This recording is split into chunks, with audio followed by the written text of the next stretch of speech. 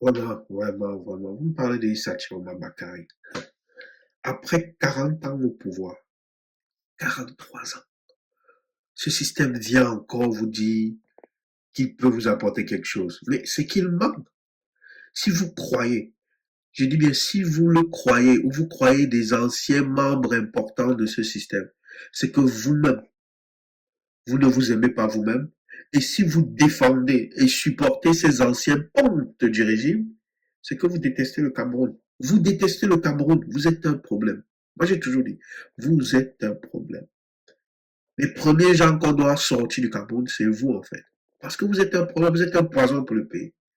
Parce que, pourquoi je suis aussi violent? Je vais vous prendre un exemple. Premièrement, Issa Chiroma Bakary, ce n'était pas un simple ministre. C'était un haut cadre du système RDPC. Un haut cadre, comme on dit un ponte, un patron. C'est pas juste un sous-ministre là. C'était un patron du système RDPC. Quelqu'un qui a défendu ce système avec véhémence. Mais je vais vous prendre un exemple bête. Ça fait plus de 40 ans qu'ils sont là. Mais vous imaginez qu'au Cameroun, dans les écoles publiques, il n'y a pas de papier hygiénique pour aller aux toilettes.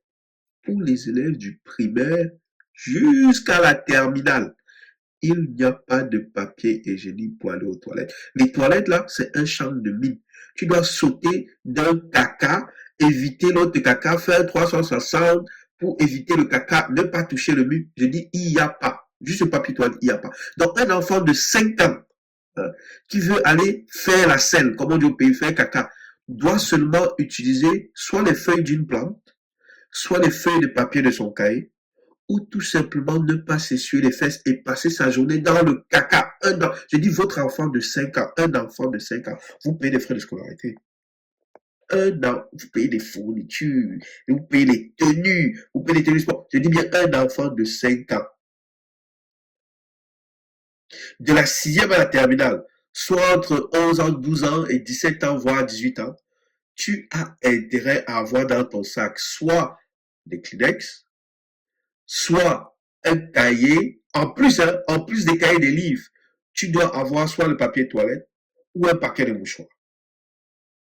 Et si tu viens d'une famille peu nantie, comme plus de 60% de la population camerounaise, donc tu n'as pas les moyens d'acheter le PQ ou le mouchoir, alors quand tu achètes tes cahiers d'école, tu t'assures de choisir celles qui ont les pages les plus douces, histoire de ne pas t'irriter les fesses quand tu t'essuies. Il te faut les pages les plus douces, les plus molles.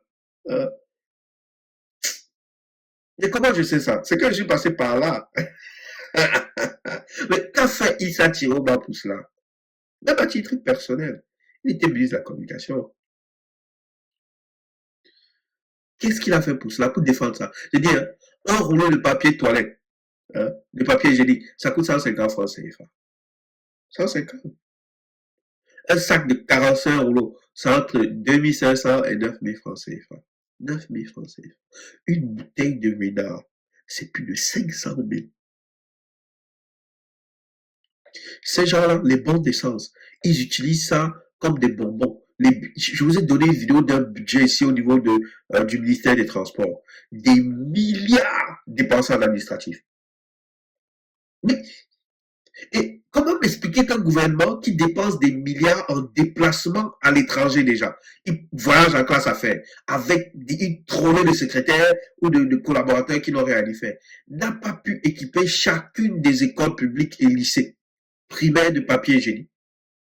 Admettons même que vous avez 2000 étudiants dans un lycée, même 5000 dans un lycée. Mais tout le monde ne va pas aux toilettes en même temps, tous les jours.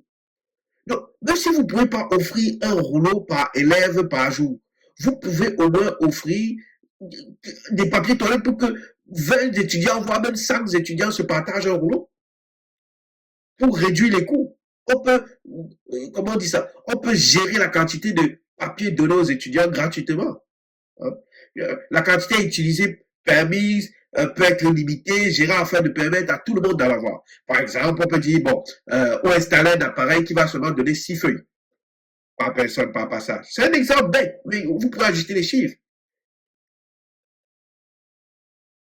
sans savoir que juste cette affaire de papier toilette peut avoir une répercussion économique énorme. Il y aura des fournisseurs qui vont se battre, hein, qui vont engager des gens et qui vont se maintenir en business dû à la commande des lycées, de leur région individuelle. Hein.